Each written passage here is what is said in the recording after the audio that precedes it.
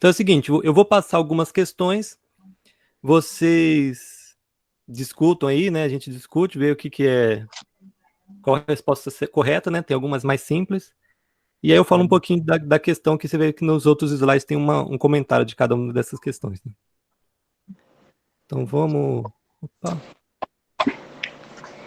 Isso. Essa questão 1 aqui, ó.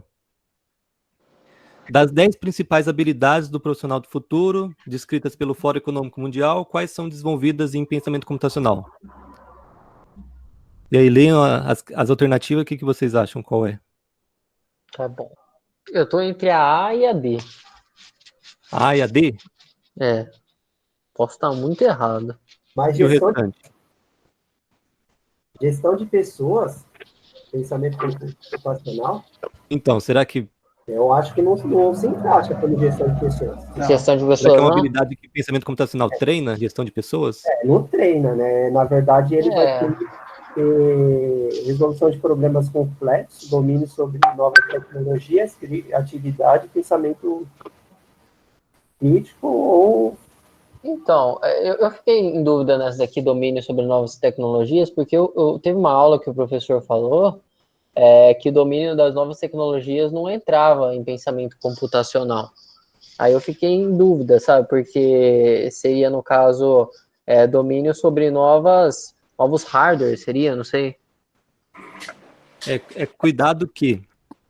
Seguinte, não é que domínio sobre novas tecnologias não entra, né? É que geralmente, quando a gente vai, por exemplo, definir pensamento computacional, se a gente falar assim, para aprender a usar o computador, é para aprender a usar e-mail, ok? É para gente aprender a usar tecnologias, né? Okay? Isso, é muito restrito. O pensamento computacional é mais que isso. Então, não é que não envolva isso, também envolve, ok? Mas o pensamento computacional vai além, então, ou seja, não é só para os profissionais da informática, né? É para todos os profissionais. Então, quando ele falou que a resposta era incorreta, né? Não é que não envolvia isso, é que envolvia muito mais que isso, né? Era incompleta, na verdade. Uhum. Okay? E, na verdade, esse C aqui, domínio sobre novas tecnologias, na verdade, não é uma das habilidades que o Fórum Econômico colocou entre as 10 principais, né? A resposta correta é a D. É a D. Que é flexibilidade cognitiva, resolução de problemas complexos, criatividade e pensamento crítico. Essas são as quatro. Flexibilidade cognitiva, cara, eu odeio quando as pessoas usam esses termos cognitivos que são tão ambíguos. Aff. Mas você entende, você sabe o que é cognitivo? Sei, tem a ver com inteligência, com entender as coisas, absorver e tudo mais. Exatamente, exatamente isso. Se você vê, por exemplo, da onde que eles tiraram em pensar nessas 10 habilidades, né? Que eu vou até colocar aqui, ó. São essas 10 habilidades. Se vocês verem, essas habilidades são para, tipo, adaptação, ok? Por quê? O que a gente espera do profissional o que esperava do profissional do passado? Era você decorar um processo e você repetir aquele processo sempre. É isso que o mercado de trabalho precisava. De profissional que ia lá na empresa, na indústria, e ficava repetindo sempre, ok? Hoje, como o mundo está mudando cada vez mais, por exemplo, nesse Fórum Econômico, discutiu que a expectativa é que nos próximos anos, 70% dos empregos que existem hoje não vão existir no futuro, vão ser trocados por outros. Okay? Então, ou seja, eles falam assim, as crianças que estão hoje no ensino fundamental, quando elas forem para o mercado de trabalho, 70% dos empregos hoje não vão existir. Então, o que se espera do profissional do futuro é uma adaptação, conseguir adaptação. E essa flexibilidade cognitiva é o quê? Você aprender, saber aprender, né? Você ter flexibilidade para você conseguir adquirir essa cognição, né? De você aprender. Entendi. Uma coisa que eu sinto falta, eu não sei se vocês também, mas das aulas do professor, mas de todos, assim, não tem uma exceção. É esses termos que a gente não consegue discutir no EAD porque não está no presencial. Aí só se talvez for para uma live, como eu comentei. São habilidades que são treinadas no pensamento computacional, né? Pensamento computacional é resolução de problemas complexos, óbvio, né? Pensamento crítico, criatividade e também a flexibilidade cognitiva, né? Que também treina também esse aprender a aprender, né? Vamos para a próxima?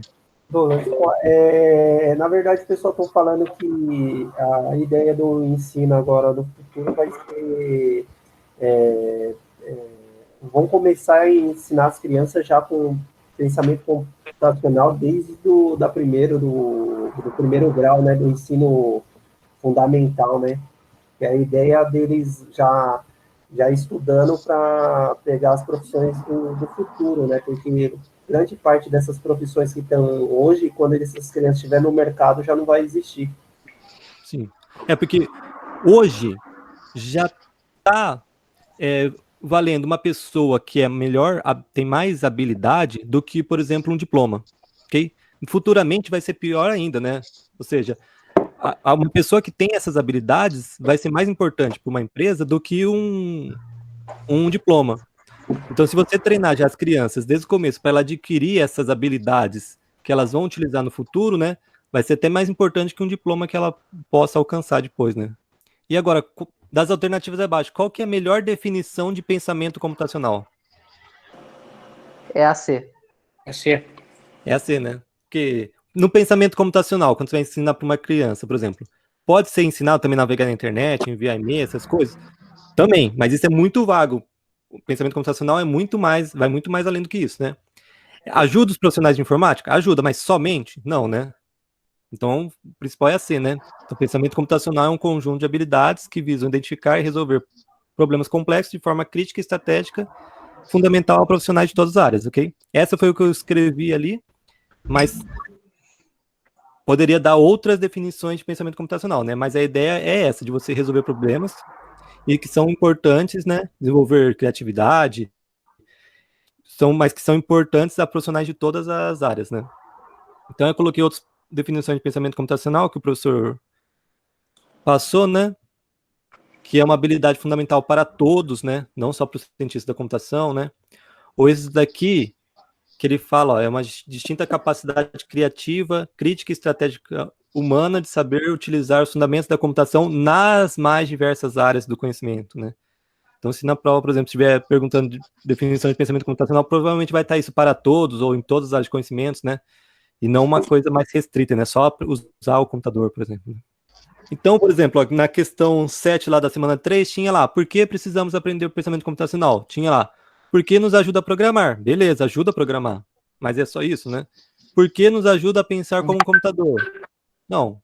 Porque nos ajuda a resolver problemas complexos. Então, isso daqui já entra nas outras áreas, né? Programar só entra no pessoal da cientista da computação, pessoal da informática, né? Só que aprender pensar computacionalmente, né? É para a gente aprender também uma coisa mais ampla, né?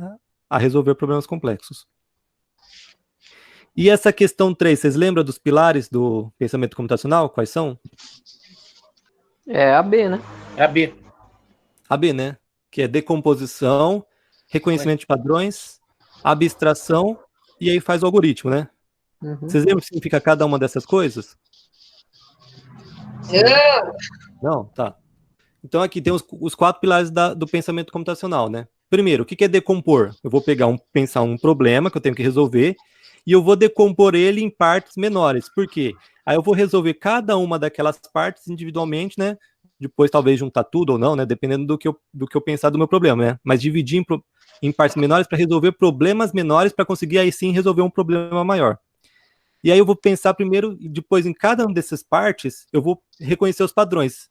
Naquela parte, o que eu tenho que acontecer sempre, né? Para mim resolver aquele problema. Ou o que tem em problemas anteriores, que eu vi anteriores, que repete naquele problema que eu posso usar naquele problema também, né? Então, padrões dentro dele e padrões com coisas que eu já conheço de antes para tentar atuar nele também, né? E aí eu vou fazer a abstração, ok? Vou selecionar quais são os principais dados que eu vou usar, né? E aí sim começar a resolver o problema e finalizar com o algoritmo, que é fazer uma sequência de passos, né? Que eu vou executar ou no computador ou na vida ou qualquer coisa que eu estou trabalhando, né? Uma sequência de passos que eu vou executar ali, né? Aqui fala, né? Ou humanamente, natural, ou no computador sintético. Douglas, desculpa, te interrompi aí. Eu ia dar um exemplo, mas se você quiser falar antes, pode falar. Ah, não, pode dar o exemplo, que era outro exemplo que eu ia falar. Tá. Então, por exemplo, lembra lá na aula passada a gente fez o Pong, né? Só que era o Pong do Harry Potter que a gente fez, né? Mas a carinha do Pong, que é o primeiro jogo lá que fizeram, é esse daqui. Então a gente tem aqui uma barrinha que se move, que joga essa bolinha pro outro lado e essa outra barrinha joga pro outro lado, ok? E aí, se passar dessa barrinha, faz gol para esse time. Então, ou seja, o problema do Pong, eu vou decompor. O que eu tenho? Eu tenho o campo, que eu tenho que pensar no campo. Eu tenho na bolinha, que eu tenho que pensar como que a bolinha vai movimentar. Eu tenho essa barra aqui, eu também tenho que pensar nessa barra. Eu que vou controlar. Eu tenho que pensar nessa outra barra, que é o computador que vai controlar. Então, eu dividi meu problema. Então, o problema de fazer o jogo Pong, eu tenho o problema da bolinha, o problema da barra que eu vou controlar, o problema da barra que o computador vai controlar, ok? E aí, se eu pegar uma dessas decomposições, o problema aqui da barra, vou resolver esse problema dessa barra que eu vou controlar. Eu vou fazer o quê? Eu vou reconhecer padrões. Que padrões que é? Ele não pode andar para o lado, ele tem uma posição aqui fixa, que ele só sobe ou desce, ok? Só que ele não pode subir para sempre, ele não pode descer para sempre. A bolinha tem que, quando bater nele, voltar, ok? Então, eu estou começando a selecionar os dados que eu preciso e reconhecer os padrões. O que é o padrão? Ele só sobe e desce e tem uns limites, ok? E aí eu vou abstrair. O que é abstrair? Aí eu vou pensar, vamos imaginar que aqui tem um eixo X, aqui tem um eixo Y, que é um plano cartesiano. Então, ou seja, ele está com um X fixo, um valor de X fixo. Ele vai só andar no Y, que é subir ou descer. Okay? Como é que ele sobe? Eu vou apertar uma tecla do computador e ele vai subir. E se eu apertar outra tecla do computador, ele vai descer. Eu estou abstraindo agora. Ok? Ele tem um Y máximo que ele pode chegar, ele tem um Y mínimo que ele pode chegar. Então eu abstraí. Aí, que eu selecionei os dados que eu preciso, ok? E fiz a minha abstração. O que eu vou interferir nessa barrinha? E aí eu vou fazer o algoritmo. Meu algoritmo é o seguinte. Enquanto o jogo não acabar, quando eu apertar para cima, ele sobe. Quando eu apertar para baixo, ele desce, né? Mas se eu apertar para cima e ele estiver no limite, ele não sobe mais. Se eu apertar para baixo e ele estiver no limite, ele não desce mais, ok? Fiz o algoritmo da barra. Aí eu posso pensar no outro problema. Qual que é o problema? O problema da bolinha, ok? O que é o padrão da bolinha? A bolinha vai andar. Eu sei que quando ela bater na borda, tem que voltar. Quando ela bater no jogador, ela volta. Quando ela vir para esse lado, passar do jogador, faz gol. Aí como que é a abstração? A bolinha vai andar com uma velocidade, tem um ângulo da bolinha. A gente sabe que quando vai rebater com um certo ângulo. Quando ela passar tiver um X maior que esse daqui, é gol desse time aqui. Quando ela tiver um X menor que esse daqui, é gol do outro time. Okay? E aí eu posso programar, né? A bolinha movimenta até bater na borda e ela vira tantos graus, né? Ou até bater no jogador, ela vira tantos graus. Ou até passar no X, que aí é gol do outro time e ela volta para o meio. Ok? Então eu fiz o processo de decomposição, decompus em vários problemas. Em cada problema eu fiz a reconhecimento de padrões, eu fiz a abstração, eu fiz o algoritmo. E aí eu posso juntar todos e fazer o jogo do Pong. Ficou claro os 4 passos nesse problema? Sim. Na época que foi feito o jogo era até pior, né? Pior em que sentido você fala? É porque na época eles tinham que contar a quantidade de bits que era colocada em cada lugar e a tela, por ser televisão, eles tinham que ver qual que era a resolução de cada televisão, adequar o jogo para cada televisão e fazer com que a borda fosse reajustada. E também outra coisa que eles fizeram na época, que dá para ver claramente nessa imagem, é a quantidade de bits que eles fizeram em 2 barras em cada base. Né? A gente consegue ver certinho isso daí. Sim, dá pra ver. Então, na época, eles tiveram muito mais trabalho do que isso. Hoje em dia é bem mais fácil programar realmente do que na época, né? Hoje a gente já tem um monte de funções já pré-estabelecidas, né? Já pré-formatadas, que ajuda bastante a gente, né? É isso aí. Guilherme nerdão, hein? Já sabia dos paranauê do jogo. Entendo um pouquinho. Guilherme, você ia falar também alguma coisa do... Eu ia falar, um exemplo legal é o cubo mágico, né? Que, por exemplo, seria um exemplo legal para a gente entender isso. Porque o jogo é um exemplo que a gente já foi para programação, que a aula passada fez o joguinho já no Scratch, né? O cubo mágico, na minha opinião, é um jeito que a gente tem todos esses passos para fazer e consegue visualizar melhor. Por exemplo, a decomposição. Primeiro a gente vai lá e vai separar as cores para embaralhar ele. Depois a gente vai reconhecer padrões. Qual padrão que tem para mim conseguir juntar, né, as cores com as faces para cada lado. Abstração, né, filtrar as ideias que a gente vai ter para chegar a resolver esse problema, e o algoritmo é resolver. Então, exatamente isso. Mas alguém quer falar desses pilares?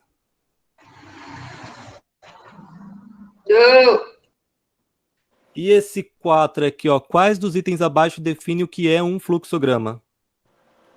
É o C. É o C, né? Um fluxograma, você pensou em fluxograma, você já pensa em ou diagrama. O que é um diagrama? É uma representação gráfica, né? Ou diagrama ou representação gráfica, né? No caso, eu coloquei aqui, cada um desses daqui significa uma coisa, né? Porque como que eu posso representar um algoritmo? Eu posso representar ele na linguagem humana. O que seria uma linguagem humana? Uma descrição narrativa, que eu só vou escrevendo, ok? Os passo a passo, por exemplo, uma receita de bolo. Um pseudocódigo, que também a gente chama também de Portugal, né? Que é um pouquinho, não tem uma estrutura sintaxe específica, mas é um pouquinho mais estruturado que uma descrição narrativa, ok? Para deixar um pouquinho menos suscetível a erros, né, de interpretação. A gente tem o diagrama ou a representação gráfica, que pode ser ou fluxograma ou uma programação em blocos, né? E uma linguagem de programação, que são os nossos códigos, né? Que é o nosso programa, que é uma linguagem específica, né? Java, C, né? Aí a gente tem aqui, o que eu coloquei, narração descritiva. Como que ele poderia definir narração descritiva numa questão, né?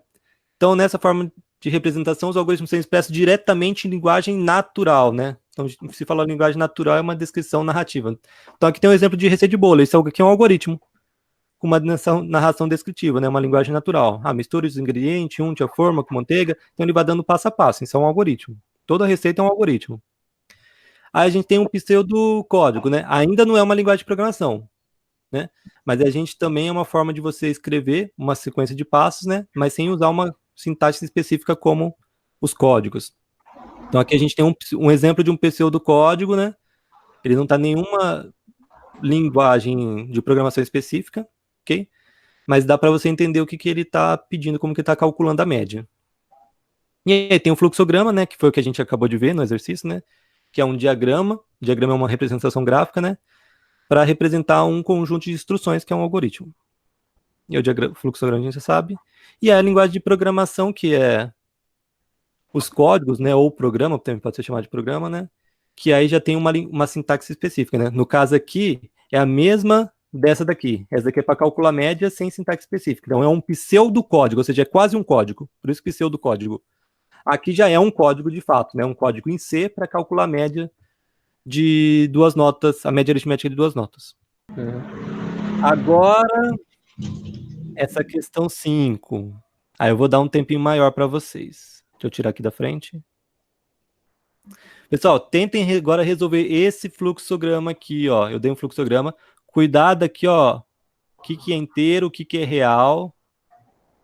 Ok? E a entrada vai ser 5. Qual que vai ser essa saída soma aqui?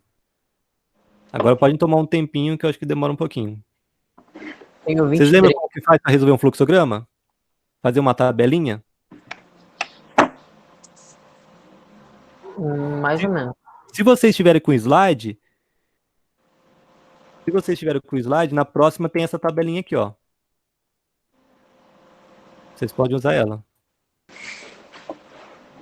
Então, pessoal, aqui no algoritmo, o que a gente tem no fluxograma? Esse símbolo é de final e início, ok? Esse retângulo aqui é onde a gente faz uma atribuição de uma variável, uma conta, né? Esse símbolo aqui é onde a gente faz a declaração das nossas variáveis. Então, eu declarei aqui inteiro, declarei aqui real. Aqui é quando a gente fez uma pergunta, né? Que pode ser um se, pode ser um enquanto, pode ser um repita até que, né? Então, primeiro, eu declarei aqui, ó, o A e o X são inteiros. Então, esses dois são inteiros. E o soma e o B são reais. Então aqui só pode entrar número inteiro. Aqui pode entrar número com vírgula, não tem problema. E aí, esse símbolo aqui ou é de entrada ou de saída. Ok? Esse paralelograma aqui. No caso, a entrada A. A entrada A eu falei que vai ser 5, né? 5. Vamos sair daqui, vou colocar aqui, ó.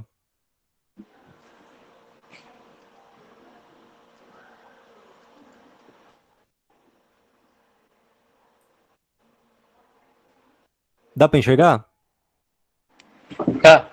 Dá, só para eu escrever, que lá não vai dar para escrever. Então a entrada A vai ser 5. Então aqui, ó, declarei A e X inteiro, declarei soma e B real, entrada A 5. Aqui, o que eu faço? O X vai receber A dividido por 2, né? O A é 5. Quanto que é 5 dividido por 2? 2,5. 2,5. Só que o X é inteiro. Então o X ele vai receber o quê? Ele vai esquecer essa parte quebrada. Ele só vai pegar a parte inteira. 2. Do 2 inteiro, qual que é a parte inteira? O 2. Ok? Cuidado que ele não está arredondando, ele está truncando. Ele esquece a parte depois da vírgula, só pega a parte inteira, que é 2. E o soma recebe 0.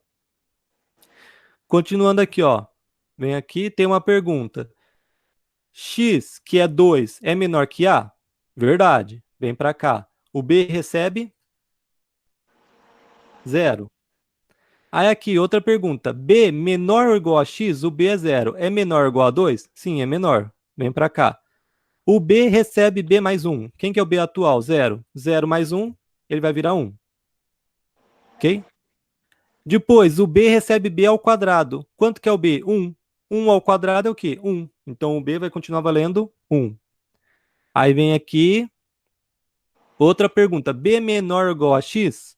1 menor ou igual a 2? Verdade. Vem aqui. O B recebe B mais 1. Quem que é o B? 1. 1 mais 1, ele vai valer 2. Vem para cá. O B vai receber B quadrado. Quem que é o B? 2. 2 ao quadrado. Agora o B vale 4. E aí, vem aqui. B menor ou igual a X? O B é 4. Menor ou igual a X? Não, é maior. Falso. Vem para cá. X recebe X mais 1, ou seja, o X é 2 mais 1, ele vai valer 3. E a soma vai receber o soma mais o B. Quem que é o soma agora? 0. Quem que é o B? 4. 0 mais 4, o soma vai receber 4. E vai voltar para cá. Até aí, tudo bem para todo mundo? Entenderam? Sim, tô acompanhando aqui. Acompanhando? Agora? Ok. Pergunta de novo. X menor que A? O X é 3. É menor que A? Verdade. 3 é menor que 5. Vem aqui. O B recebe 0. O B vai valer 0. Tem uma pergunta. O B é menor ou igual a X? O B é 0. É menor ou igual a X? Sim, 0 é menor ou igual a 3. Verdade. O B recebe B mais 1.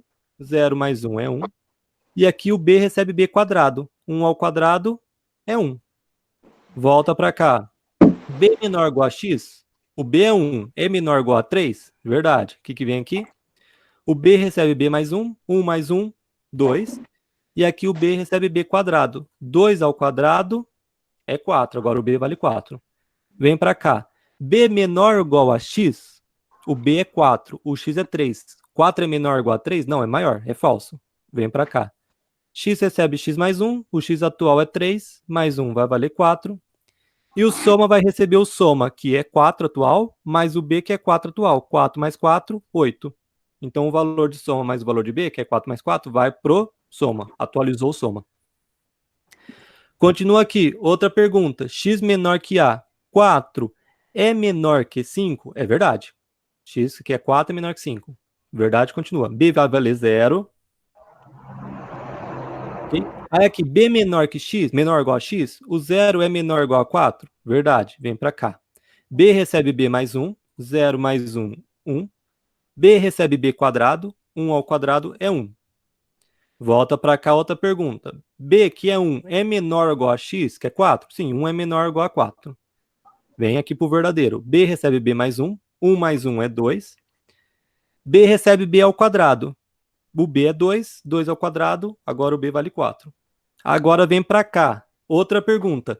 O B, que é 4, é menor ou igual a X, que é 4? Os dois são iguais, então essa resposta é verdade, porque 4 é menor ou igual a 4, ok? Porque o 4 é igual a 4. Então essa resposta é verdade. Vem para cá, o B recebe B mais 1. Quem que é o B? 4 mais 1, 5. E aqui o B recebe B quadrado. 5 ao quadrado dá 25. Pergunta aqui, B, que é 25, é menor ou igual a 4? Não, 25 é maior agora que 4. Então é falso. E o que acontece? O X recebe X mais 1. O X é 4 mais 1, 5. O soma, ele vai pegar o valor atual dele, que é 8, mais o B, que é 25. 25 mais 8 dá 33. Okay? Vem para cá. X menor que A, ó, o X é 5. O A também é 5. 5 é menor que 5. Agora aqui não tem menor igual, tem só menor. Então isso é falso. O 5 não é menor que 5. Isso é falso. Vem para cá, vai imprimir o soma. Quem que é o soma? 33. 3. Ok? Meu pai Então, amado, se fosse... Nossa, tanta volta. 33. Legal. Pessoal, agora vamos pegar aqui esse exercício aqui, ó, o próximo. O 6. Qual que é a saída que vai dar para esse bloco aqui, ó? Esse é do Scratch, né? É do Scratch.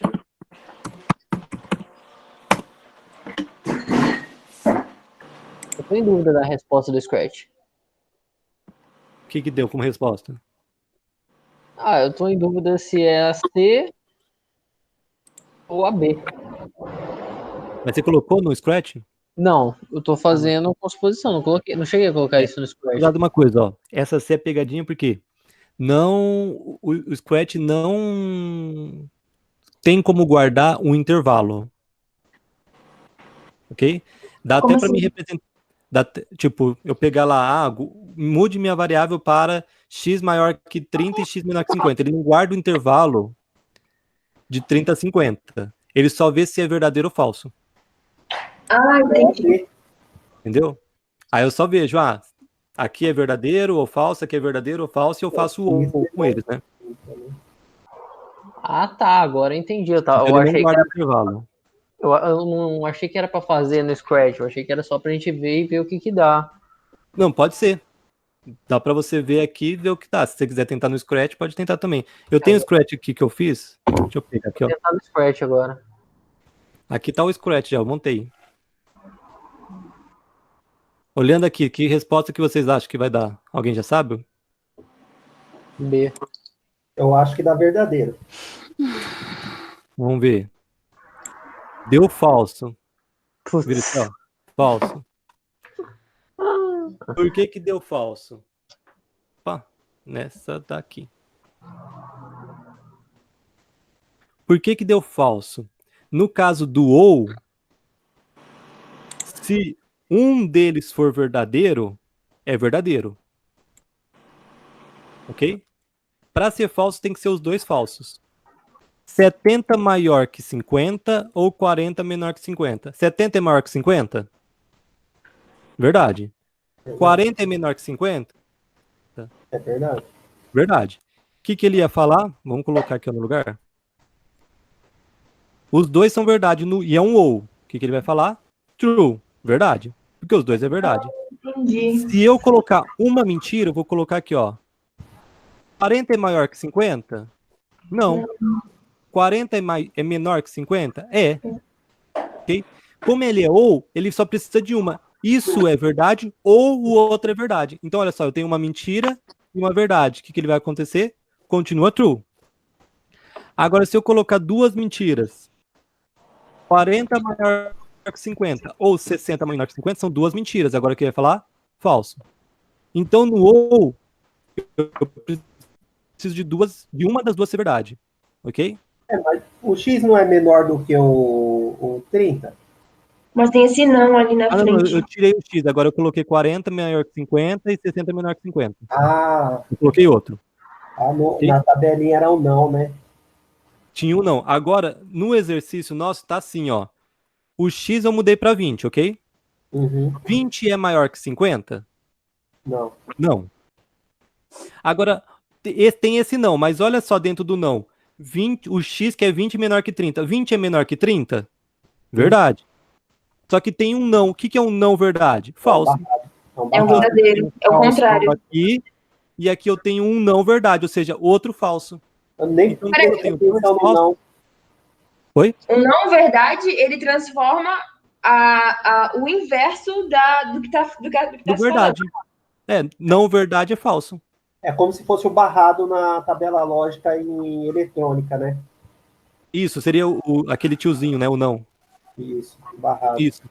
Peraí, confundi tudo aqui. Peraí. Ó, o que eu entendi foi, aí vocês me corrijam. Eu entendi que assim, x é menor que 30. Ok. Mas com esse não, esse x fica maior que 30. É como se o sinal tivesse invertido. Isso aí não é bem isso, mas aí seria um x maior ou igual a 30, né? Maior ou igual a 30? Mas o que está acontecendo aqui não é bem isso, é o seguinte. Lembra que ele não guarda intervalo, ele não guarda x maior que 30. Ele não guarda x menor que 30, ele guarda falso ou verdade. Sim. Aí ele pega, no ou, para ser verdade o ou, pode ser os dois verdade, pode ser um verdade. Ok? Se um for verdade, já é verdade. Se os dois for verdade, é verdade. Então, no ou falso, tem que ser os dois falsos, ok? Porque, como eu falo, um ou outro, então se um for verdade, já é verdade. Para ser falso no ou, tem que ser os dois falsos. Agora, olha aqui. O primeiro é falso. 20 maior que 50 é falso, beleza? Então, aqui no primeiro, ele vai guardar falso. No segundo aqui, x menor que 30, isso é verdade. Então, se não tivesse um não, ele guardaria um verdade. Só que como seria um verdade ou falso, ele falaria que é verdade, porque tem um verdade no ou. Só que aqui a gente tem um verdade acompanhado por um não. O que significa que é um não verdade? Quando não é verdade, quer dizer mentira, que é falso. Então, não, uma coisa que é verdade, quer dizer que nesse caso é falso. Então, entendi. Falso. Ele não inverte a estrutura, ele inverte o raciocínio lógico, que é de não, que é verdadeiro ou falso. Verdade vira falso e falso vira verdade. Ah, entendi. Aí, a partir disso, eu analiso esse ou, em vez de analisar o sinal isso, de maior ou menor. Isso, eu analisei separadamente. Aqui eu tenho um falso. Aqui eu tenho um verdade, mas com esse não vira falso. Entendi. Falso ou falso é falso. Entendi, obrigada. Ok? Se fosse um verdadeiro, tipo falso ou verdadeiro, é da verdade. Porque no ou eu preciso só de um deles para ser verdadeiro, Mas como os dois são falsos, aí no ou dá falso. Deu pra entender o ou? Joinha. Joinha.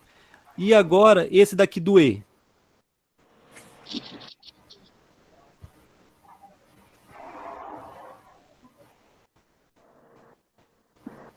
Agora é verdadeiro. Só cuidado que esse não tá fora de tudo. Vocês conseguem enxergar que esse não tá fora de tudo? Tá fora do e? Ai, safado, agora que eu vi. Cuidado que o não tá junto com o x maior que 10. Então, o que você tem que pensar? Nesse, pensar no e depois você faz o não. Entendi. Todo mundo entendeu? Eu coloquei isso para vocês ficarem bem espertos. O não, ele tá fora do e. Então, eu tenho que fazer primeiro o e, depois eu faço o não. Todo mundo entendeu a diferença desse não e desse não? Esse não, ele estava dentro do ou. Então, por isso que eu fiz o não antes do ou. No caso, esse não está fora do e. Então, eu vou ter que fazer primeiro o e, depois o não. Pessoal, olha essa tabela verdade aqui. Dá para enxergar essa primeira aqui? Tá. Okay? Então, no caso, eu tenho uma afirmação P e tem uma afirmação Q. Ok? Esse chapéu aqui, o que é? É um E. Ok? É um E. Então, lá no... O que está escrito lá no Scratch E, pensa que é esse símbolo aqui, ó. Ok? O contrário é o OU. Okay? Então, essa é a tabelinha do E, essa é a tabelinha do OU. Olha aqui no E. Se for verdade os dois, o E fica verdade. Se um for verdade e o outro for falso, fica falso. Se um for falso e o outro fica verdade, fica falso. E se os dois for falso, fica falso. Então, no E, como tem que satisfazer os dois, para o E ser verdade, tem que ser verdade nos dois. Qualquer outro caso fica falso. Okay? No E, a gente pode pensar o seguinte. Vamos pensar que eu moro com a minha mãe lá, tenho 15 anos, e eu quero sair de casa. Okay? Isso sou eu. Mas aí, eu preciso de dinheiro para sair de casa e preciso da autorização da minha mãe. Ok? Então, o P é dinheiro. o que é autorização da mãe. É verdade que eu tenho dinheiro e é verdade que eu tenho autorização da mãe, então é verdade que eu vou sair. Okay? Aqui, é verdade que eu tenho dinheiro, mas é falso que eu tenho autorização da mãe, então é falso que eu vou sair. É falso que eu tenho dinheiro e é verdade que eu tenho autorização da mãe, é falso que eu vou sair, porque eu não tenho dinheiro. É falso que eu tenho dinheiro e é falso que eu tenho autorização da mãe, então é falso que eu vou sair. Legal. Ok? Então, nesse caso do E, eu preciso satisfazer os dois. Para mim sair, eu tenho que ter dinheiro e a autorização da mãe. Então, para mim sair de verdade, eu tenho que ter os dois verdade. Okay? No caso do ou, o ou, como eu preciso satisfazer só um deles, então se um deles for verdade, já é verdade. Então, olha só, P é verdade, Q é verdade, o ou é verdade. P é verdade, o Q, o outro falso, o ou é verdade. P falso e o Q verdadeiro, o ou é verdadeiro. Então, ó, se tiver pelo menos um verdade, o ou é verdade. Para ser falso, o que acontece? Os dois têm que ser falso. E essa última tabelinha aqui Verdade. do não. Então, não é o seguinte, eu tenho verdade. Um não e verdade vira falso. Um não falso vira verdade. Ok? Então, o que a gente vai atualizar, essas daqui são outras tabelinhas verdade, mas a gente não está usando na disciplina. A gente está usando essa daqui. Eu vou mandar esse desenho para vocês depois. Essa daqui é do E, essa é do ou e essa é do não. Ok? Ficou mais claro agora, Laís? E o Guilherme? Sim, quando faz uma revisão da tabelinha, fica, eu acho que mais nítido ver isso. Tá. Então aqui que a gente tem, ó, o X é 20, né? 20 é maior que 10? Verdade ou falso? Sim. Verdade. Esse daqui, 20 menor que 50. 20 é menor que 50? Não. Sim. Verdade. Então eu tenho verdade e verdade. Verdade e verdade é o quê? Verdade. Verdade. Então esse E vai me dar uma verdade. Só que eu tenho um não. Fica falso. Verdade. Fica falso. Ok? Então se eu vim aqui, ó. Pro que tá aqui. Falso. Ele vai falar falso. Ficou mais claro para todo mundo o ou e o E? Uhum. Na tabelinha, se você saber a tabelinha, fica fácil entender, né? Mas, ou você decora, né? Tipo, no ou, para ser verdade, basta um ser verdade. No E, para ser falso, basta um ser falso. E o não é falso, né? O não é o mais fácil. Não verdade é falso e não falso é verdade, né? Tranquilo essa parte para todo mundo? Tranquilo. Agora tem o outro. E esse daqui, ó. É igual do fluxograma, né? Mas é o do Scratch. Qual que é a resposta que vai dar? Eu vou dar como entrada o N4. Agora pode fazer a conta também.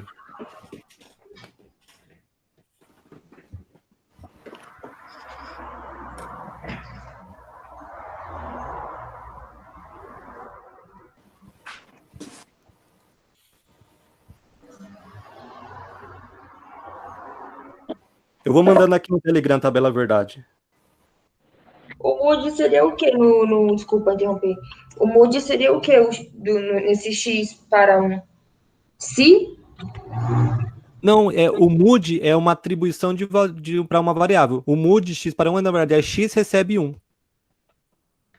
Entendi, obrigada. Lá no fluxograma é o retângulo x igual a 1. Ok?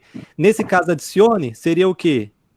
Adicione ESP a soma. É você pegar soma, recebe, soma mais ESP. Nesse caso aqui. Nesse caso aqui, adicione 1 a x. É você pegar x recebendo x mais 1. Pessoal, vamos resolver esse exercício 8 aqui, então? Bora. Então, olha aqui, ó. Mude soma para 0. O soma vai receber 0. Aí pergunte qual o valor do n. O n vai receber a resposta. A resposta que a gente falou que a entrada é 4, né? O n vai ser 4. Depois do n, que é o mude x para 1. O x vai ser 1. Aí eu vou repetir esses passos até que x seja maior que n. Quem que é o x? 1. O 1 já é maior que n? Não. Então, na hora que ele for maior, eu paro de repetir. Isso eu repito até que. Ok? Eu vou repetir esses passos até que o x seja maior que n. O 1 já é maior que n? Não. Então, vou ficar repetindo. Então, aqui, ó. Mude o ESP para x quadrado. O ESP vai receber x ao quadrado, que é 1 ao quadrado, 1. Adicione ESP à soma. Então, a minha soma ela vai receber o valor do ESP adicionado a ela. Ela vale 0, o ESP vale 1. Então, vai ser 0 mais 1, 1. Adicione 1 a x. Quem que é o x? 1. Adicionar 1 a x dá 2. E aí chegou aqui, ó, pode ver que tem a setinha para voltar, né? Tem que voltar para o repita. Repita até que x maior que n. O x já é maior que n? Não, então vou repetir. Mude ESP para x quadrado. 2 ao quadrado. O x é 2, né? 2 ao quadrado, 4. Adicione ESP à soma. Então a soma vale 1. Eu vou adicionar o ESP que é 4. 4 mais 1. Agora vai valer 5. Adicione 1 a x. O x é 2. Adicionar 1. 3. Aí tem a setinha aqui, né? Volta aqui, ó. Repita até que x maior que n. O x é 3, é maior que n? Ainda não. Então eu continuo repetindo. Ah, agora entendi. Entendeu? Mude o Entendi. ESP para x quadrado. O ESP vai receber x, que é 3 ao quadrado. 3 ao quadrado, 9. Adicione ESP à soma. A soma é 5. Eu vou adicionar o ESP, que é 9. 9 mais 5 dá 14.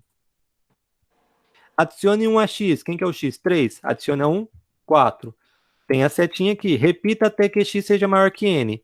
O x é 4. É maior que n? Não. Ainda não. Ok? Aí eu vou, se fosse maior ou igual, parava, mas no caso é só maior. Ainda, já é maior que n? Não, então continuo repetindo. Mude ESP para x ao quadrado. O x é 4. 4 ao quadrado, 16. Adicione ESP à soma. Então vou adicionar o ESP 16, a soma 14. 16 mais 14, opa, 30. Adicione 1 a x. O 4, x é 4, adicionar 1, 5. Volta para lá. Repita até que x seja maior que n. O x é 5, é maior que n? Beleza. O x agora é maior que n. Então vou parar de repetir. Diga a soma por 2 segundos, que é 30. Então a resposta é 30. Entendi. Agora entendi. Legalzinho. Vixe, tranquilo.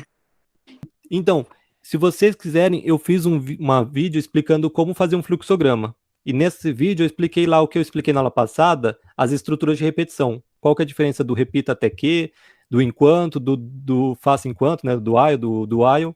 Se vocês quiserem ver lá no YouTube também tem a... Eu comecei a assistir ele ontem, e a parte teórica, aí quando chegou na parte de pôr em prática, eu parei porque já estava um pouco tarde. Mas eu vou voltar nele, porque eu achei bem legal. Tá, porque aí nessa videoaula que tem lá no YouTube, eu primeiro explico como faz o Isso, tá fluxograma, excelente. os símbolos, e aí no final eu ainda explico também as estruturas de repetição, né? Isso. Pode ir para o próximo? Podemos. Pode. Pessoal, aqui essa questão vai ser mais difícil. Bora Ok? lá. Então vamos pensar. Então eu tenho até isso tudo é para explicar para vocês entenderem a questão. Lembra como que a gente calcula raiz de uma função do segundo grau? Uma função quadrática? Então, primeiro, o que é uma função quadrática? Uma função é desse tipo: ax quadrado mais bx mais c. Ok? Onde o a, o b e o c são números reais qualquer, só que o a tem que ser diferente de zero. Porque se o a for zero, eu não vou ter essa parte, aí vira uma função afim. Ok? Então, para mim ter uma função de segundo grau, é dessa cara, x quadrado mais bx mais c. O b e o c pode ser qualquer valor, só que o a tem que ser um valor diferente de zero. Tranquilo aí? Beleza. Aí lembra que para a gente calcular por Bhaskara, a raiz, a gente precisa calcular primeiro o discriminante, que é o delta? Não. O delta que é b quadrado menos 4 vezes a vezes c? O Guilherme falou que não lembra? Quem Não, falou? eu lembro, só que assim, eu calculava direto, em vez de calcular o delta, eu tudo bem. calculava menos b, mais ou menos, raiz de Colocava b ao dentro, né? quadrado, menos 4, dividido por ABC. Tudo bem. Pode ser desse jeito, mas eu vou fazer separado aqui. Que é Beleza. o jeito que a maioria faz. Pode ser? Tá ok. Então a gente calcula o discriminante, ok? Que é b quadrado menos 4ac. O bom de você calcular o discriminante, que é o delta antes, o discriminante é o nome correto do delta aqui, dessa conta. O delta é essa letra grega, né? O bom de você calcular o delta antes é que você já sabe se a função não tem raiz, tem uma ou tem duas. Por quê? Se o delta for menor que zero, ela não vai ter nenhuma raiz real. Se o delta for igual a zero, ela tem uma raiz. Se o delta for maior que zero, ela tem duas raízes. Tranquilo aqui? Lembra lá de função de segundo grau? Sim. Eu O sim. delta é b quadrado menos 4ac, delta negativo não tem raiz real. Delta igual a zero tem uma raiz. E o delta maior que zero tem duas raízes reais. E aí, como que a gente calcula essas raízes? Dessa forma aqui, ó, menos B, mais ou menos raiz de delta sobre 2A. Até aí, tranquilo? Todo mundo? Lembrou Uhum. dessas contas? Vagamente. Tá. Aí, o importante é a gente ter isso daqui. Se vocês quiserem até anotar, ó, quem não lembrar de decorado, anota aí num papel. Delta igual B quadrado menos 4 vezes A vezes C. Ok? E anota num papel isso daqui também, ó. X igual, que é a raiz, né? Menos B mais ou menos raiz de delta dividido por 2A. Porque aí a gente vai usar essas contas aí. Aí a pergunta é o seguinte, ó. Qual dos blocos abaixo representa um aplicativo para calcular as raízes de uma função quadrática? Então, ou seja, eu fiz um aplicativo no App Inventor para calcular as raízes de uma função do segundo grau. Ok? Esse aplicativo ele vai ver, primeiro, se o A é zero ou não, porque se o A é zero, ele já fala, ó, não é uma função do segundo grau, coloca um A diferente de zero. Ele vai calcular o delta, e aí ele vai falar, ó, dependendo do delta, ele vai falar se não tem raiz, se tem uma raiz e tem duas raízes. Se tiver raiz, ele vai calcular por essa fórmula. É isso que faz o aplicativo que eu fiz do App Inventor. Eu coloquei 3 diferentes. Um tá certinho, 2 tá errado. Ok? Pode ir para a próxima página? Pode. Aqui tá o que eu fiz. Ok? Um dos que você fez. Um dos que você fez, que eu fiz. Ah, tá. Vocês conseguem entender o que tá aqui? Eu tô tentando acompanhar. Calma aí. Ok? Dá uma olhadinha, ok? Tenta entender o que tá fazendo. Vê se às vezes tem algum errinho, ok? Mas tenta entender, ok? E aí eu explico ele para vocês. Ok? Pode ser? Então dá uma olhadinha para vocês tentarem entender sozinho, sem a minha explicação. Eu não achei nenhum erro até agora. Tá. Eu posso explicar esse aplicativo? Pode. Pode, tá. Então, primeiro, eu tenho 3 variáveis, o delta e as duas raízes. Ok? E aí, o que eu tenho que fazer é o seguinte, eu tenho caixa de texto, esse verdinho aqui é caixa de texto, que eu chamei de A, eu chamei de B, eu chamei de C. E eu tenho o botão calcular raiz. Então, ou seja, numa caixa de texto a pessoa vai colocar o A, que é o componente x quadrado, numa outra caixa de texto vai chamar o B, colocar o B, que eu coloquei aqui o texto do B, e numa outra caixa de texto vai colocar o C, que eu chamei aqui de texto de C. Quando ela apertar calcular raiz, ela vai mudar aqui a minha legenda para falar quantas raízes tem e quais são as raízes. Ok? Aí então é o seguinte, ó, quando o botão calcular raiz for clicado, primeira coisa que eu vejo, o A é zero. Se o A é zero, eu já aviso para ela, ó, coloque um valor diferente para A, porque ainda não é função do segundo grau. Ok? Se o A não for zero, aí eu faço minha conta. Minha conta primeiro, ó, o delta, eu vou ajustar o delta para quê? B quadrado menos 4 vezes A vezes C. Essa não é a fórmula do delta? Uhum. B quadrado menos 4A vezes C. Aí eu tenho aqui, ó, se o delta for menor que zero, eu imprimo o quê? Essa função não tem raiz. Beleza? Se o delta for menor que zero, não tem raiz. Certo. Se o delta não for menor que zero, aí eu tenho outro C. Se ele não for menor que zero, mas se ele for igual a zero, eu vou imprimir o quê? Essa função tem uma raiz, né? Se o delta for zero, tem uma raiz. Como que eu calculo a raiz? Vai ser menos B sobre 2A. Olha só na fórmula, vou voltar um pouquinho. Se o delta for zero, você concorda que aqui é zero? Raiz de zero é zero? Concordam? Concordo. Se o delta for zero, aqui é zero. Então isso daqui tudo, essa parte tudo vai ser zero. Eu só preciso calcular o quê? Menos B sobre 2A. Que é o que eu fiz aqui, ó. Se o delta for zero, eu vou falar, essa função tem uma raiz, e como calculo? Menos B, ó, trocar sinal do B, dividido por 2A. Que aí eu até nem preciso fazer a conta do raiz de delta, porque ele é zero.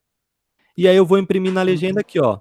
Juntar a raiz é, e eu imprimo a raiz 1. Ok? Se não, o quê? Então eu tenho que, se o delta for menor que zero, se não for menor que zero, e se for igual a zero? ok? Esse se não é o quê? Não é nem menor nem igual a zero, ou seja, ele é maior que zero, ok? Se ele não é menor, se ele não é igual, só sobrou um caso, que ele é maior que zero. Aí eu vou imprimir aqui, essa função tem duas raízes. Como que eu calculo? A raiz 1 é menos b, troco o sinal do b, mais raiz quadrada de delta dividido por 2a. E a outra raiz é menos b, que é troco o sinal de b, né? Menos raiz quadrada de delta dividido por 2a. Então aqui, ó, tem o menos b, mais ou menos, o mais para uma raiz, o menos para outra raiz de delta sobre 2a. E aí eu vou imprimir. As duas raízes são raiz 1 e raiz 2. Então esse daqui é o correto. Todo mundo entendeu esse algoritmo aqui? Sim. Sim. Agora eu vou passar dois errados e vocês vão me falar onde tem erros. Tá. Ok? Aqui, onde que tem erro nesse?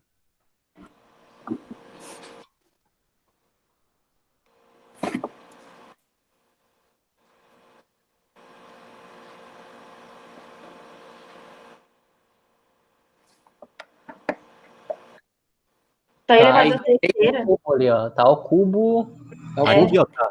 B ao cubo, B menos ao 4 cubo, BC. menos 4 vezes B. Isso. É, Então aqui não é B ao cubo, é B quadrado. E não é menos 4 BC, é menos 4 AC, né? é Uhum. mesmo. Tem mais erro? Pera aí. Na troca de sinal aqui embaixo. Aqui? Não, em cima. Aqui? É. Não é menos B sobre 2A? Aqui tá certo. Ah, tá certo. Tá. Desculpa, eu morguei aqui. Mas o que tá errado é aqui, ó. Tá vendo que tá escrito, ó, essa função tem duas raízes? Onde Nossa, que nem ele tá? vi. No delta igual a zero. Se o delta igual a zero, essa função tem duas raízes? Tá errado, Não. né? Tipo, essa tem uma raiz. Outro erro. Tem mais erros. Tem mais erro. Eu coloquei vários errinhos para vocês tentarem ver cada detalhezinho aí.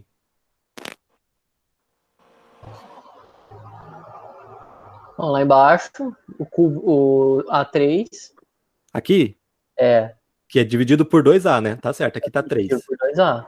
Aí E tá olha 3. isso daqui, ó. Aqui não é raiz quadrada de delta? Mais ou menos raiz quadrada de delta? Aqui tá trocar o sinal de delta. Ah, não, tem que ser raiz. Raiz quadrada de delta. Aqui tá errado também.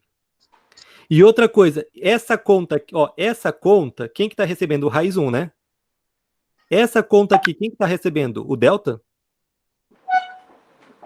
Não, tem que ser raiz também. Tem que sair o raiz 2, né? Raiz 2. Embaixo também. Embaixo tem o Embaixo obter, também, eu tô global imprimindo o delta delta e o raiz e aí 2, né? global delta. Tem que imprimir o raiz 1 e o raiz 2. Exatamente.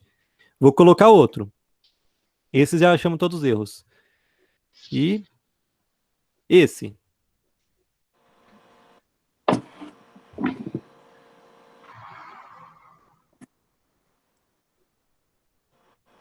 É, delta, aqui é global delta menor que zero.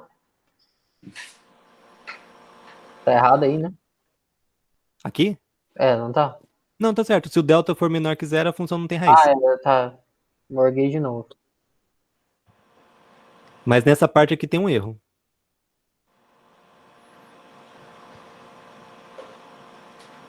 Pior que tá até selecionado o erro quando eu dei o print. Do C lá. No C. Eles... Menos B dividido por 2A, né? Aqui tá 2C. E aqui tem mais erro. Ali global delta, tá com erro. Ali embaixo. Aqui, isso tem que ser o delta, certo? E aqui também, né? Tem um menos C, né? Na verdade, é menos B. Uhum. A Laís ia falar outro? Não, eu ia falar esse, mas você tá falando os dois primeiro que a gente. Desculpa. Mas são esses, beleza? Beleza. Deu para identificar os erros? Opa. Beleza. Então a gente... Só deu umas morgadas aí, mas deu pra identificar, sim. Não, tranquilo. Então eu passei o correto primeiro, né? Porque caso é difícil entender mesmo, né? Aí eu dava explicado no correto e aí passava para achar os erros, né? E na prova pode ser que a gente caia alguma coisa nas atividades tinham, né? De você ver qual que é o certo, né? Nossa, Deus queira, se cair isso, eu tô feliz, viu? Ah, essa daí tá tranquilo. a gente vai dividindo por 2 até deixar resto 1, né? Uhum. Então, no caso aqui, 38 dividido por 2, como ele é par, ele vai deixar resto 0. Né? 38 por 2 é 19. Isso. 19 dividido por 2 de novo. 19 por 2 vai dar 9, né? E deixa resto 1. Isso. 9 dividido por 2 vai dar 4. Ímpar deixa resto 1. Isso. 4 dividido por 2 vai dar 2. Par deixa resto 0. E 2 dividido por 2 dá 1. Par resto 0. Deu a resposta 1. Aí a gente vai pegando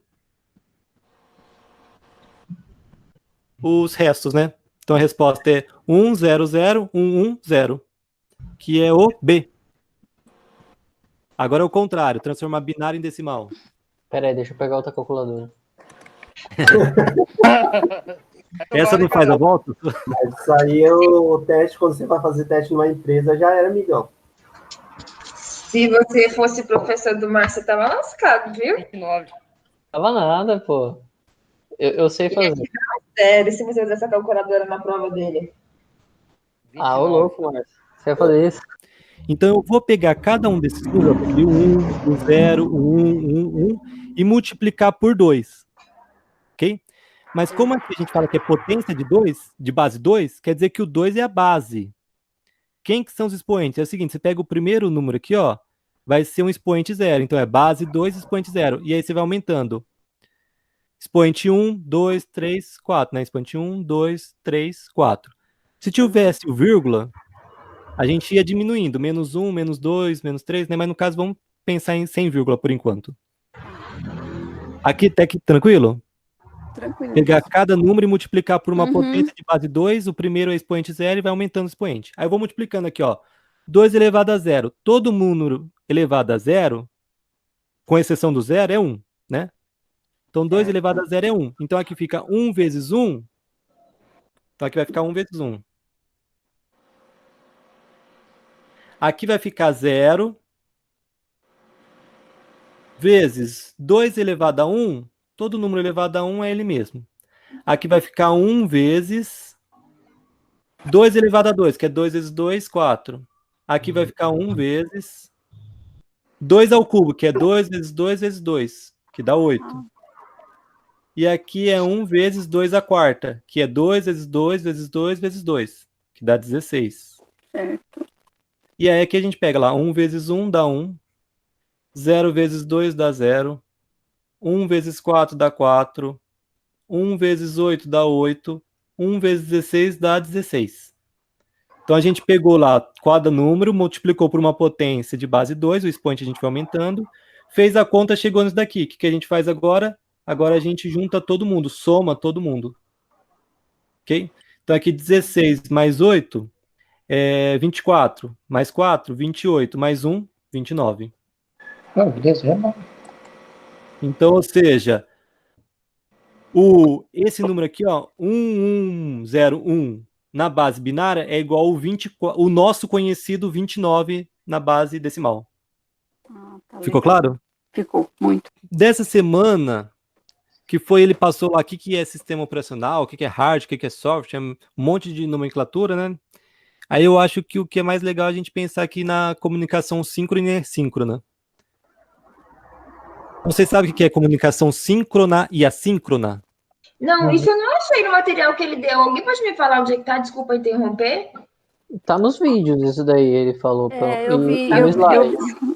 eu vi alguma coisa também. Isso. É que assim, o síncrona é quando é ao vivo, ao mesmo tempo. Por exemplo, Instantâneo. a nossa videoconferência é síncrona, é instantânea. Eu falo, vocês respondem na hora, ok? No chat, no Fórum, né? No fórum já não é síncrona, por quê? Que a Porque eu pessoa pode faço entrar pergunta posteriormente. e a pessoa pode responder no outro dia. No fórum é assíncrona.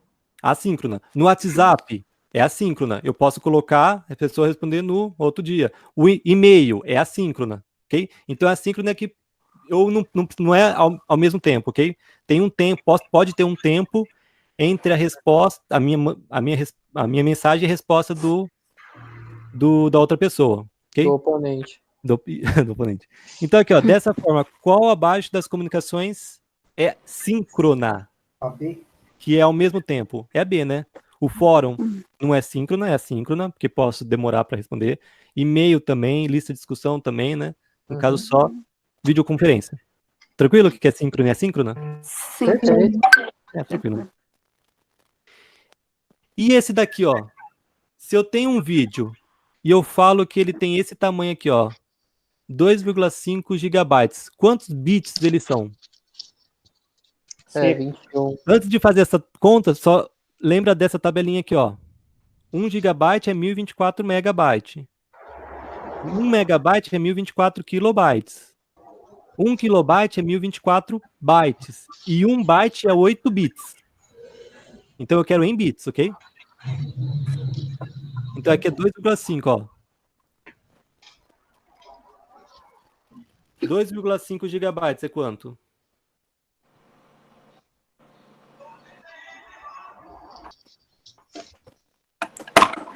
Todo mundo entendeu como que a gente vai fazer essa conta? Tem que multiplicar por gigabyte. 1024. Multiplica por 1024 para transformar em megabyte. Isso. Se você multiplicar por 1024, transforma em kilobyte. Se você multiplicar em 1024 de novo, transforma em byte. E se você multiplicar em 8, transforma em bit. Pessoal, só o que... Depois do petabyte é hexabytes. Isso daqui é de um slide de uma palestra que eu dei sobre o perfil do professor do futuro. E aí falava dessas habilidades do futuro, né? Nossa, das essa eu ia falar que é o Zetabyte. Zetabyte, não sei como fala. Aí o que acontece, ó? Tem aqui esse Eric Schmidt, do Google, ele era CEO do Google na época. Ele tem essa frase aqui, ele fala assim, do início da civilização até 2003, a humanidade criou 5 exabytes. O que são 5 exabytes? 1 quintilhão de bytes de informações. Atualmente, ele falou essa frase em 2011. A cada 2 dias se criava 5 exabytes. Então, ou seja, do início da humanidade até 2003 se criou 5 exabytes de informações. Em 2011, a cada 2 dias criava essa mesma quantidade que foi criada em milhares de anos. E em 2018 era 10 minutos. Ou seja, até 2003 demorou lá milhares de anos para fazer 5 exabytes de informações. Em 2011 era produzida essa quantidade em 2 dias. Em 2018 era produzida essa quantidade em 10 minutos. Hoje, então... Hoje vai ter menos ainda. Para você ver a velocidade que tá mudando as coisas, né? Ou seja, hoje em 10 minutos se cria a mesma quantidade de informação que demorou 10 mil anos. Quanta evolução. Todo mundo conseguiu fazer? Yara conseguiu? Tranquilo. Então, quanto que deu? 2,5 musiquinha. vezes 1024, vezes 1024, vezes 1024, vezes 8. Deu quanto? Alguém dá a resposta? Letra A, né? Que é 21, mil, 7, milhão, 4, bilhão, 4. trilhão, né? 21 trilhões, 474 bilhões, 4. 836 milhões... Opa! 836 mil, milhões... Bilhões, na verdade, né? 21 bilhões, 474 milhões, 836 mil, 480, né? Douglas, qual conta você fez? Para chegar nisso, Só pra eu peguei 2,5 gigabytes, multipliquei por 1024 para ir para o mega, multipliquei por 1024 para ir para o quilo, depois multipliquei por 1024 para ir para o byte, depois multipliquei por 8 para ir para o bits. Ah, tá. Beleza. Okay? Aí dá isso daqui, 21 bilhões, milhões, 1.480, isso. Tranquilo. Agora, esse daqui é da semana passada, ok? Então, ó, nas diretrizes para ensino da computação na educação básica da SBC, os conhecimentos da área de computação estão organizados em 3 eixos. Examine esses eixos aqui e fala qual que é verdadeiro e qual que é falso. Peraí. A é falso. B verdadeiro.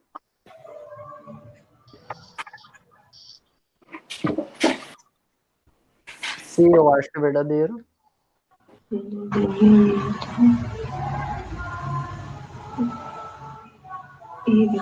é verdadeiro. Abstração, automação, análise. E é verdadeiro também. Acho que o único que é falso é o A. Só o A que é falso? Eu acho. Tá. Pensamento, abstração. Eu acho que esse B é falso. B é falso. E o A? Verdadeiro. Verdadeiro. E o C? Codificação, pensamento e distribuição. Processamento e distribuição. Não lembro desse daí. Eu vi alguma coisa, mas eu não me lembro dessa ordem. Vamos fazer aqui, ó, pessoal. Antes de fazer esse, tem uma pegadinha de leves nesse daqui, porque é o seguinte. A gente tem dois. É, o B. A gente Tá tem o falso. currículo de referência do CIEB, o professor apresentou dois. Um é o currículo de referência do CIEB, o CIEB é Centro de Inovação para a Educação Brasileira, que aí ele divide em 3 eixos, ok? O pensamento computacional, que é os 4 pilares do pensamento computacional, abstração, reconhecimento de padrões, algoritmo e decomposição. Cultura digital, que é letramento digital, cidadania digital, tecnologia e sociedade. E a tecnologia digital, que é representação de dados, hardware e software e comunicação de redes. Esse daqui é o currículo de referência do CIEB. Cuidado que aqui não está falando do currículo de referência do CIEB. Então não é esse que ele está falando. Ele está falando desse daqui, ó. Ah, tá, esse aí mesmo. Esse daqui que é o DCEB, que é o Diretrizes do Ensino de Computação na Educação Básica do SBC, que é a Então, o SBC, ele fez essas diretrizes e colocou esses 3 pilares, ok? O CIEB, ele fez esse currículo de referência e colocou esses 3 pilares. Se vocês verem, ó, o Cultura Digital, letramento digital, cidadania digital, tecnologia, tem os dois. Ó, cultura digital, letramento digital, cidadania digital, tecnologia e sociedade. É igualzinho. Agora, o pensamento computacional, no CIEB, a gente tem abstração, algoritmos, decomposição e reconhecimento de padrões, que a gente falou que é os 4 pilares do pensamento computacional. Já no do SBC, que é o DCEB, o pensamento computacional tem abstração, análise e automação. Isso. Ok? Então, lá, ó, no caso aqui, como ele queria a diretriz do SBC, então o pensamento computacional, abstração, algoritmo, decomposição e reconhecimento de padrões, esse daqui é falso, porque esse daqui é o pilar do pensamento computacional do CIEB. O do SBC, que é o DCEB, é esse daqui, ó, abstração, automação e análise. Ok? Esse é verdadeiro. O cultura digital, letramento digital, cidadania digital, tecnologia e sociedade é para os dois. Então, isso aqui é verdade. Tanto faz se tivesse o DCEB do SBC ou se tivesse o currículo do CIEB. Esse daqui seria verdade para os dois, que é igual. Ok? Então, pensamento computacional do SBC, que é o que a gente quer, é esse primeiro. Esse segundo é do CIEB. Cultura digital é igual para os dois. E o outro em um tem tecnologia digital do CIEB, que é representação de dados, hardware, software e comunicação de redes. E o outro pilar lá do SBC é o mundo digital, que é codificação, processamento e distribuição. Então aqui, ó, no SBC a gente tem o quê? A gente tem o mundo digital, que é um dos pilares, que é codificação, processamento e distribuição. Esse daqui é o pilar do CIEB, ok? Então não precisa decorar, né? Mas é só essas duas imagens dá para ver bem, ó. Esse do CIEB dá para ver os 3 pilares e cada um dos pilares, o que ele se divide. E aqui do SBC também dá para ver os 3 pilares do ensino de computação e o que cada um desses pilares se divide. Aí, a gente tem lá, tem uma outra pergunta. A Base Nacional Curricular, que é o BNCC, ok? Ele não é um currículo, ok? Mas ele é um orientador. Aí, no caso, o currículo ele vai ser elaborado por quem? Então, por exemplo, quem que vai escolher se vai pegar as diretrizes do SBC ou se vai pegar, por exemplo, o currículo de referência do CIEB? Ok? Estado e município. Estado e município, exatamente. Ok? Então, ou seja, ele mostrou as diferenças dos dois, do currículo de referência do CIEB. Ok? Novamente, não precisa decorar, só ter essa imagem é suficiente. E as diretrizes do SBC para o ensino de computação, também precisa decorar, só tem essa imagem, mas quem vai decidir o currículo, né? Quem vai elaborar e decidir o que vai ter no currículo são os estados e municípios. Aqui, pessoal, então, qual que são as 4 etapas aqui? Quais são... Tá dentro das 4 etapas e qual que não tá? Peraí, acho que eu vi tudo isso lá no texto, mas assim, eu não me lembro o que está fora do contexto, não. De verdade. Eu também muito não... parecido, não é? Muito próximo, uma coisa Sim, assim. eu também não estou conseguindo destacar o que... Eu fiquei na Mas se dúvida tá aí tudo na certo, B. quer dizer o quê? Todas as alternativas estão corretas. O Eu que dá coloquei a tudo entender... exatamente do jeito que é. É tudo verdade. Então é tudo verdade. Tudo verdade. É tudo Então, verdade? as 4 etapas do método Polia, né? Compreensão do problema, né? Você compreender o que o problema está propondo, né? Fazer, antes de começar a executar o plano, né, de resolução, você planejar como você vai fazer a resolução do problema, e aí depois, de fato, você executar o plano que você planejou, né, para resolver o seu problema. E no final fazer um retrospectivo, né, você examinar qual que é a solução que você encontrou, comparar com outras soluções, outros problemas, né, para ver se é possível melhorar em problemas que você for resolver futuramente, né. Então, é isso. Essas são os 4... Então estamos certos. Porque falei, eu acho que eu vi tudo isso aí, eu não consigo excluir um. Exatamente. Não, todos estão certos. Que bom. Então Okay. valeu a leitura, pelo menos. Valeu.